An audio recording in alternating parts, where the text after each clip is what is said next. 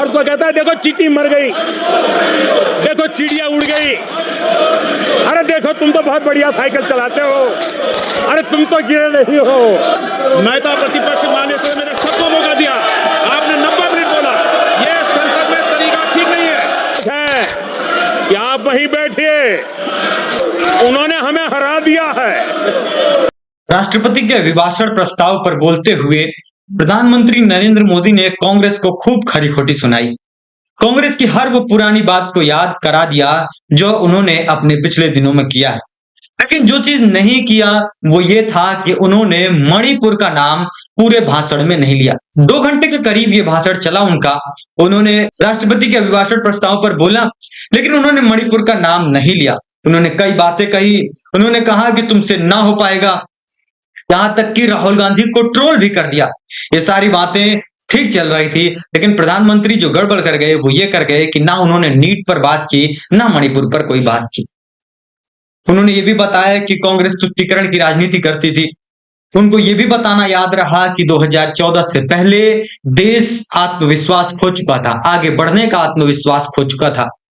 2014 के बाद लगातार विकास होता गया।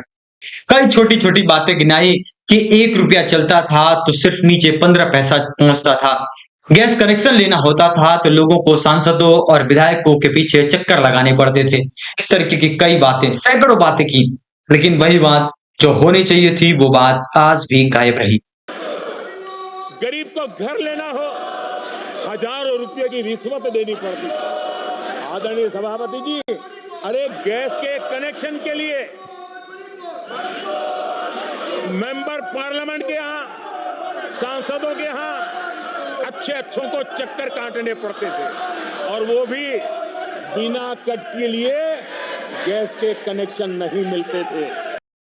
इस वीडियो में जो आप सुन पा रहे हैं वो है प्रधानमंत्री का भाषण, लेकिन जो आप नहीं सुन पा रहे हैं वो विपक्ष की आवाज जो लगातार मणिपुर मणिपुर चिल्ला रहा है। कई अन्य नारे भी लग रहे हैं जिसमें कह रहे हैं कि प्रधानमंत्री शर्म करो, संविधान बचाने की भी बात हो रही है। हालांकि प्रधानमंत्री ने हर उस प्रश्न का जवाब देने का प्रयास किया जो देना चाहिए था, लेकिन उसमें से कुछ महत्वपूर्ण मुद्दे लगातार गायब दिखे। जम्मू कश्मीर की भी बात की, सेनाओं की बात की कि सेना का मनोबल किस तरह गिरता है, ये सारी बातें होती रही, सब कुछ चलता रहा। वहीं कांग्रेस पर इन्होंने एक और बहुत बड़ा वार किया, वो ये था कि कांग्रेस आर्थिक अराजकता फैलाने का कोशिश कर रही थी, साजिश कर रही थी, बल्कि इन्होंने ऐसा कहा कि साजिश कर रही है। वहीं प्रधानमंत्री ने यह भी कहा कि 4 जून को देश में आग लगा दिया जाएगा। इस तरीके की बात कांग्रेस की तरफ से कही गई थी, अगर उनके अनुरूप अनुकूल परिणाम नहीं आते हैं। अराजकता की तरफ देश को घसीटने वाला है। उनके राज्य देश पर आर्थिक बोझ बन जाए, ये खेल जानबूझ करके खेला जा रहा है। मंचों से साफ साफ घोषणा की गई, अगर इनके मन का परिणाम नहीं आया, 4 जून को देश में आग लगा दी जाएगी।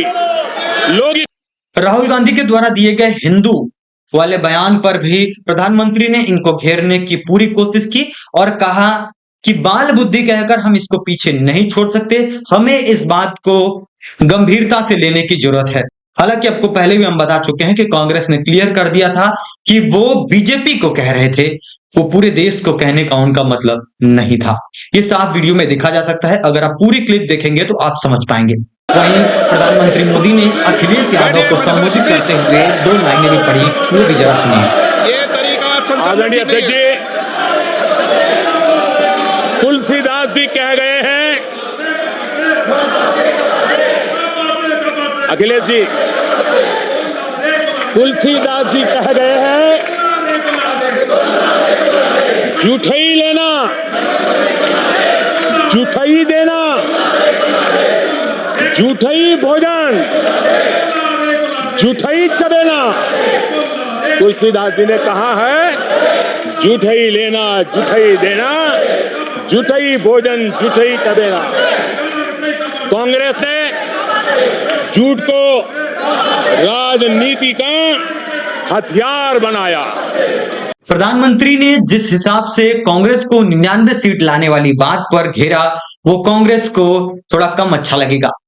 ऐसा इसलिए क्योंकि कांग्रेस ने लगातार बढ़त की है, लेकिन वो नंबर नहीं ला पाई जिसको लाने की उसको जरूरत थी।